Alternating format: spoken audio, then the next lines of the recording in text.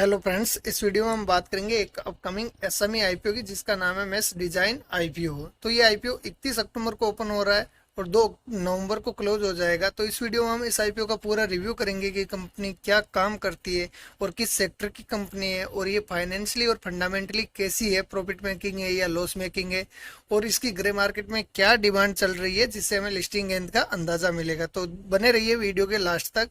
तो सबसे पहले बात करें इसकी डिटेल की, तो इसका फेस वैल्यू रखा गया है 10 रुपीज पर शेयर और इसका प्राइस है 122 रुपये पर शेयर। तो इसकी एक लोट में 1000 शेयर आएंगे और ये कंपनी टोटल इश्यू लेकर आ रही है 9.7 करोड़ का, जो कि सारा का सारा फ्रेश इश्यू है और इसकी लिस्टिंग होगी बीएसई एसएमई पर। तो अब बात करते हैं कि कंपनी किस सेक्टर की और क्या काम करती है। तो ये कंपनी 2017 में स्थापित हुई है और भारत में ब्रांड नाम मिस के तहत कपड़ों के प्रसंस्करण में मिस डिजाइन शामिल है, यानी कि ये कपड़ों से संबंधित काम करती है। और कंपनी वर्तमान में अपने उत्पाद को संयुक्त अरब अमीरात को ब्रांड नाम जोई के तहत निर्यात भी करती है, यानी कि ये इसका बिजनेस इंडिया के बाहर भी फैला हुआ है। और ये 1000+ ट्रेंडिंग डिजाइन प्रदान करती है, यानी कि ये अपने कपड़ों की विभिन्न प्रकार के डिजाइन में ये कपड़े बना के बेचती है। और कंपनी महिलाओं के वस्त्रों की श्रेणी में विभिन्न प्रकार के उत्पाद प्रस्तुत करती है, जैसे कि कपड़े, top, quotes, T shirt, trouser और प्लाजो, इस टाइप के ये कपड़े बनाती है। और कंपनी इनको ऑनलाइन प्लेटफॉर्म के जरिए भी सप्लाई करती है, जैसे नायका, मंत्रा, एजियो, यानी कि कंपनी ऑनलाइन और ऑफलाइन दोनों तरीके से काम कर रही है। तो ये कंपनी के लिए काफी अच्छा पॉइंट भी है। और कंपनी का जो सेक्टर है वो काफी बढ़िया सेक्टर है, सदा के लिए सदाबहार सेक्टर है, क्योंकि कपड़ों की डिमांड हमेशा रहने वाली है। अब बात करते हैं कंपनी फाइनेंशियली कैसी है, प्रॉफिट मेकिंग है या लॉस मेकिंग है। तो सबसे पहले बात करें एसेट की, तो 2021 में एसेट था 251 लाख, जो 2022 में बढ़कर हुआ 423 लाख और 2023 में बढ़कर हुआ 711 लाख। और बात करें रेवेन्यू की, 2021 में 419 लाख था, जो 2022 में 730 लाख हो गया और 2023 में 1111 लाख हो गया। और प्रॉफिट आफ्टर टैक्स की बात करें तो 2021 में 0.3 लाख का प्रॉफिट हुआ था और 2022 में 5.3 लाख का प्रॉफिट जनरेट किया और 2023 में ये बढ़कर हुआ 60 लाख, यानी कि कंपनी साल दर साल काफी अच्छी ग्रोथ कर रही है। और बात करें नेटवर्थ की, तो 2021 में थी 51 लाख और 2022 में ये बढ़कर हुई 57 लाख और 2023 में ये बढ़कर हुआ 218 लाख। और इनके पास रिजर्व में 2021 में 26 लाख थे, जो 2022 में बढ़कर हुए 32 लाख और 2023 में घटकर हुए 18 लाख। ये रिजर्व थोड़ा इनका घटा है। और बात करें इनकी बोरोविंग की, तो 2021 में 108 लाख थी, जो 2022 में बढ़कर 231 लाख हुई और 2023 में ये बढ़कर 300 लाख हुई, यानी कि बोरोविंग भी साथ के साथ इनके ऊपर बढ़ रही है। ये नेगेटिव पॉइंट है इसके लिए। ओवरऑल देखे तो इनके ऊपर थोड़ी सी बोरोविंग ज्यादा लग रही है, बाकी सब कुछ बढ़िया है इस कंपनी का। जस्ट इसको आगे अच्छी ग्रोथ करनी है तो सबसे पहले इस बोरोविंग को कम करना होगा। अब बात करें इसके की इंडिकेटर की, तो इसकी आरओई निकल के आती है 44% की और आरओसी है 22% की, जो कि दोनों ही काफी बढ़िया है।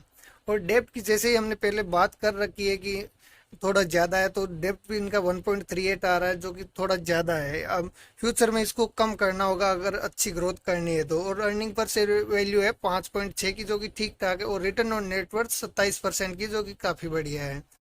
ओवरऑल देखे तो कंपनी फाइनेंशियली ठीक है, जस्ट इसकी थोड़ी बोरोइंग ज्यादा दिख रही है। उसको अगर ये फ्यूचर में कम कर लेगी तो और अच्छी कंपनी बन सकती है, क्योंकि इसका सेक्टर काफी बढ़िया है।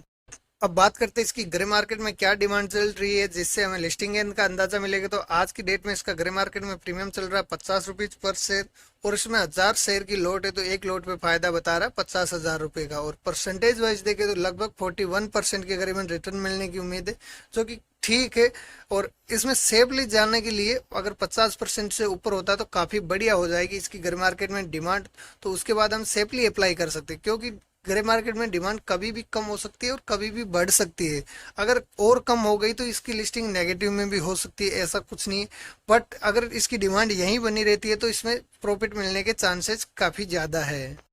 अब बात करें इसके रिजर्वेशन की, तो रिटेल कैटेगरी के लिए 50% रिजर्व है और अदर के लिए भी 50% रिजर्व रखा गया है। बात करें इसकी प्रमोटर होल्डिंग की, तो आईपीओ लाने से पहले इसकी 96% के लगभग प्रमोटर होल्डिंग है, जो आईपीओ लाने के बाद भी 68% की रह जाएगी। आईपीओ लाने के बाद भी इसकी प्रमोटर होल्डिंग काफी बढ़िया रह जाएगी। अब बात करें इसकी लॉट साइज की, तो रिटेल कैटेगरी में मैक्सिमम एक लॉट के लिए अप्लाई कर सकते हैं, जिसके लिए 1000 शेयर के लिए अप्लाई करना होगा और इसके लिए 1,22,000 रुपये हमें इन्वेस्ट करना पड़ेगा। और HNI कैटेगरी में मिनिमम 2 लॉट के लिए अप्लाई कर सकते हैं। अब बात करें इसके अलॉटमेंट की, तो इसका अलॉटमेंट आएगा 7 नवंबर को और इसका रिफंड हो जाएगा 8 नवंबर को और इस IPO की लिस्टिंग होगी 10 नवंबर को। तो फ्रेंड, हमने इस कंपनी का सारा रिव्यू कर लिया है, कंपनी किस सेक्टर की है और कैसी है फाइनेंशियली और फंडामेंटली, और ग्रे मार्केट में क्या डिमांड चल रही है। तो हमें फाइनली डिसीजन लेना है कि इसमें अप्लाई करना है या नहीं करना।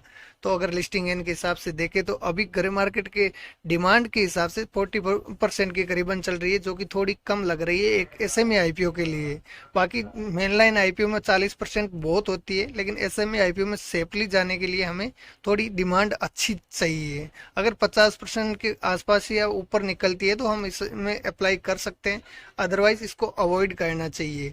बाकी आप अपना डिसीजन अपनी खुद की रिसर्च करने के बाद ही लेना, क्योंकि SME IPO बहुत रिस्की होते हैं, क्योंकि कभी कभी लोअर सर्किट लग जाता है तो इन्हें बेच नहीं पाते हैं।